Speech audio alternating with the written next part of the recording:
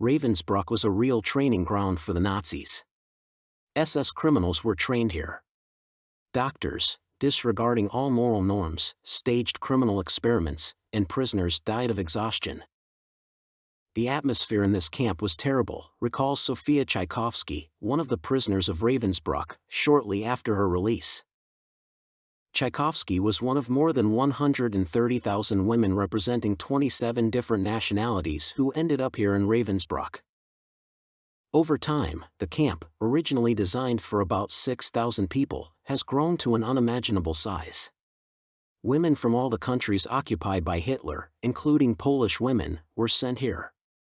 One of the largest trains carrying 12,000 female prisoners was sent here during the Warsaw Uprising. At the end of 1944, there were 50,000 prisoners in Ravensbruck.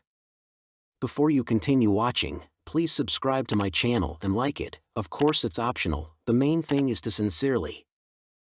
From the very beginning of the existence of this hell, the severity shown to women was almost unbearable. The first inhabitants of the camp suffered because of cruel discipline and excessively hard work, which did not take into account female physiology, says researcher Wanda Kanzinski about the life of prisoners. The difficulties assigned to them often went beyond their capabilities. Women were also sent to work at nearby farms and weapons factories. Even the Siemens plant used their labors. In winter, the work was extremely difficult, as we were poorly dressed and did not have gloves. Our hands and faces cracked in the cold, as a result of which frostbite of the 3rd degree often occurred. My feet were frostbitten to the point of blood. In the summer we worked again in the heat in thick dresses, in heavy and uncomfortable shoes, without a sip of water. The authorities wanted to destroy us with these harsh conditions. It was done on purpose. The guards themselves said they were sorry to use batons. The conditions themselves would destroy us. Starvation rations also contributed to the exhaustion of prisoners. At the beginning of the camp's operation, they were fed 1 plate of soup, sometimes given 3 to 4 potatoes, often rotten, and 250 grams of bread. Later, as the camp became more populated, the portions were gradually reduced. In the worst case, the women in the camp received less than 900 calories a day. At this stage, a piece of bread weighed only 100 grams. The effective functioning of the camp and the progress of the work were monitored by the SS crew under the command of Camp Commandant Max Kegel. As the central women's camp of the Third Reich, Ravensbruck was also a training center for the SS Aufseherin, or as the prisoners called them, female SS guards. Among them were such criminals as Irma Gries, nicknamed the hyena from Auschwitz, and Hermine Braunsteiner, the mare from Majdanek. They were all very beautiful girls, with perfect figures. Their uniforms fit so well, recalls one of the former prisoners of the camp. Many of the prisoners were shocked that other women showed cruelty and cruel power over them. They have learned on their own skin that they cannot expect any sympathy. Many of the guards were real sadists and enjoyed being bullied and tortured by their wards.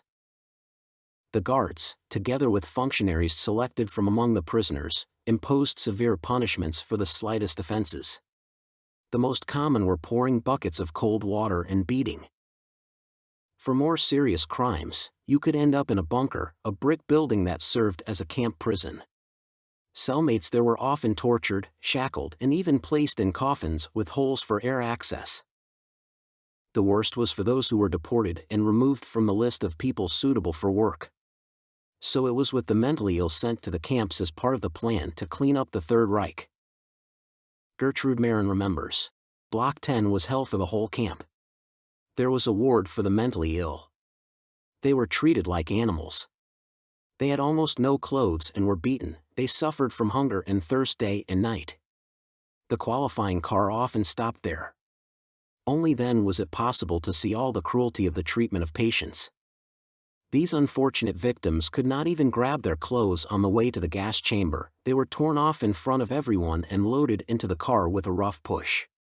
The sight of this spectacle even made one of the very strict wardens cry. I witnessed it. The fate of many women sent to Ravensbruck with death sentences became the subject of medical experiments by camp staff, starting in the summer of 1942. Under the guidance of Dr. Karl Gebhardt and with the help of other doctors from the infirmary, several dozen people became the subject of experiments. The main contingent consisted of healthy female prisoners, mostly Polish. First, they tried out methods of treating wounds, such as those received by German soldiers. The women were also injected with microbes of tetanus, gas gangrene, malignant edema, and other diseases. The conditions of the experiments were inhumane. As Zofia Manchka, a doctor who ended up in the camp in September 1941, recalls, bandages were carried out at random by the doctors in charge of the infirmary, dirty instruments, unsterilized compresses. And when the bandages were performed by Dr. Rosenthal, he used methods of cruel abuse of the victims, being completely drunk, and flirted with Gerda Kernheim, who assisted him. The results of the operations were not monitored, the condition of the patients was not examined. Polish women were even operated on several times against their will. The next day they woke up with extensive wounds. Those who were tested for infections were in the most serious condition. There was an unbearable smell in the room where patients with infected wounds were lying for experiments or from the insulting negligence of doctors, says inmate Sofia Sokolskaya. The number of victims of Ravensbruck is estimated at about 50,000 people. Many women died of hunger and disease, others were killed. Some were sent to die further, to Auschwitz and other camps. During the 6 years of the camp's existence, only a few managed to escape. The first attempt in 1940 was made by a prisoner named Weiss, but she was quickly captured. As punishment, she was lynched by other cellmates who were held at roll call while her search continued. The guards waited for half an hour and took her body from the square. Eugenia Kotzva, who escaped in May 1944, was more fortunate. She took advantage of the chaos in Ravensbruck caused by overcrowding. The camp was evacuated in April 1945 when the Red Army was approaching it. At the end of the same month, several hundred female prisoners were handed over to the Red Cross. At the time of liberation, on April 30, 1945, only 3,500 women remained in the women's hell. In 1959, by order of the GDR government, the Ravensbruck National Memorial Complex was created on a small part of the territory of the former camp. The commandant's office, a building with prisoners' cells, a crematorium and an access road to Lake Schwedsee, as well as part of the camp wall were included in the memorial complex as authentic objects. Since 1994, an exhibition entitled Women from Ravensbruck has been shown here, telling about the biographies of 27 women, and in 1995 another exhibition I Greet You as a Free Man was opened, introducing documents and photographs of the liberation period in 1945. Thank you so much for watching. I hope you were interested in this video. Write in the comments on which topic to make the next video.